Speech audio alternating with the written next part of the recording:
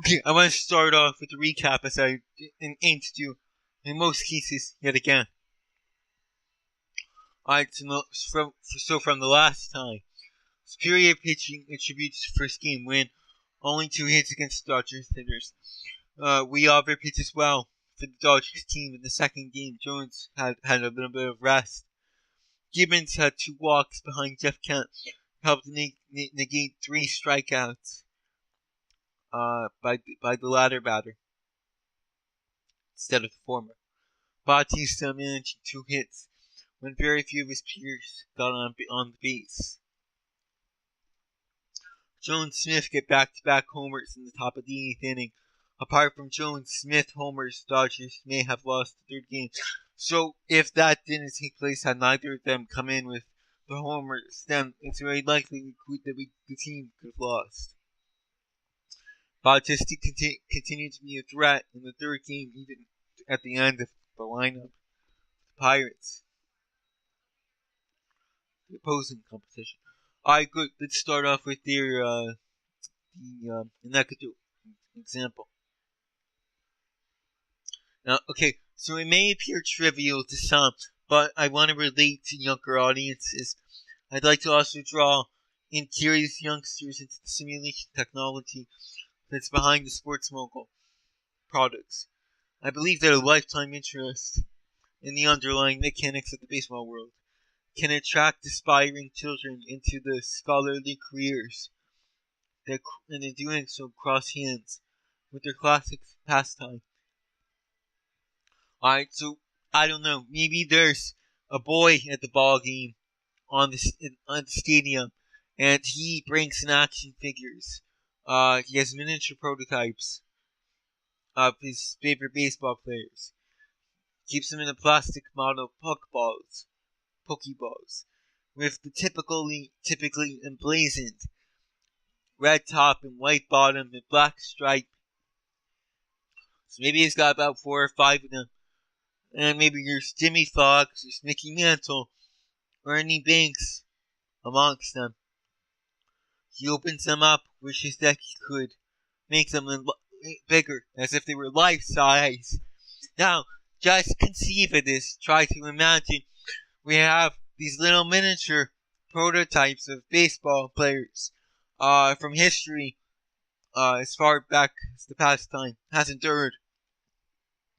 And, you can play with them and interact, communicate, imagination, that form of play and whatnot to enter thought processes of creative realities.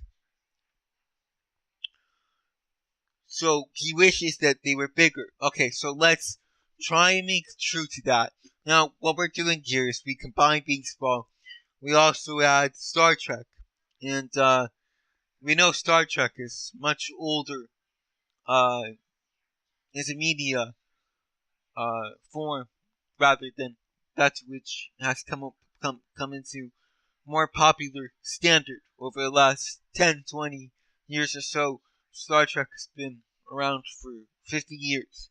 But let's just say, let's say we enter into this and we visit this dimension, this segment or universe of an alternate death in nature. So maybe this boy is instantly translated to a holotech kind of environment. As you know from Star Trek, they have this in the next gen, which was exhibiting the holodeck where you can interact and simulate with these kinds of attributes and characteristics. And so I think it's really cool because you can bring it all to life. And it seems real in that being. Alright, let's keep going. So he's in this environment, this holodeck, and the players all of a sudden come to life. Okay, maybe he's not able to differentiate or distinguish where he is, but he senses that he's in a good place. Or at least he does it first. But all of a sudden, a Pikachu pops up. Alright, Pikachu basically represents the Pokemon and its brand as an icon. As far as we go, with being able to identify and dissociate with this video game and the concepts, the themes that are present within it. So maybe there's the Pikachu. Okay, so what do? The Pikachu head towards the boy, and we also have Jimmy Fox or Ernie Banks and Mickey Mantle. So what do?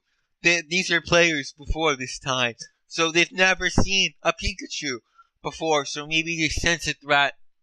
Maybe they were conscious of the boy playing with them, but don't really have the context to deal with this kind of scenario. So maybe they try to protect the boy to see, okay, here's a boy. We need to stand on his behalf and to protect him from this monster, the Pikachu. Alright, so Pikachu is like a big yellow fluff ball.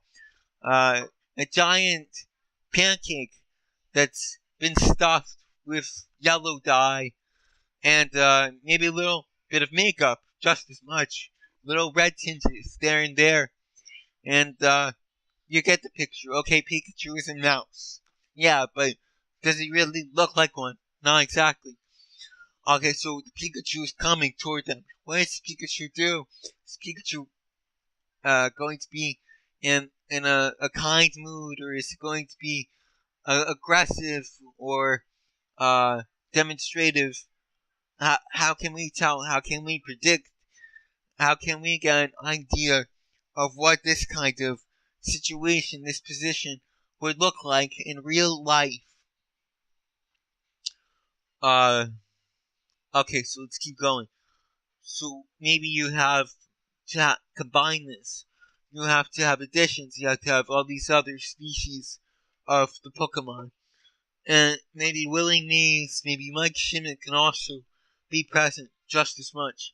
But likewise, they will have familiarity to deal with these dinosaur-type monsters that we've come to expect by playing, participating, contributing to these kinds of games, and the culture that has taken place as a result. So maybe these players are artifacts. They move forward to protect the boy. Okay, we can try and visualize and ascertain what the scene is going to be like. Maybe there's mountains, maybe there's trees, maybe there's lots of grass. But we said the boy was instantly translated. But how can that happen? How can that be possible? How can it be realistic? Well, maybe it isn't. But all the same, it gets you going. Okay, where can this go? How can I relate to this? Alright, thank you. And God bless you. And stay away from Pikachu. Don't come back with electric shock. Thank you.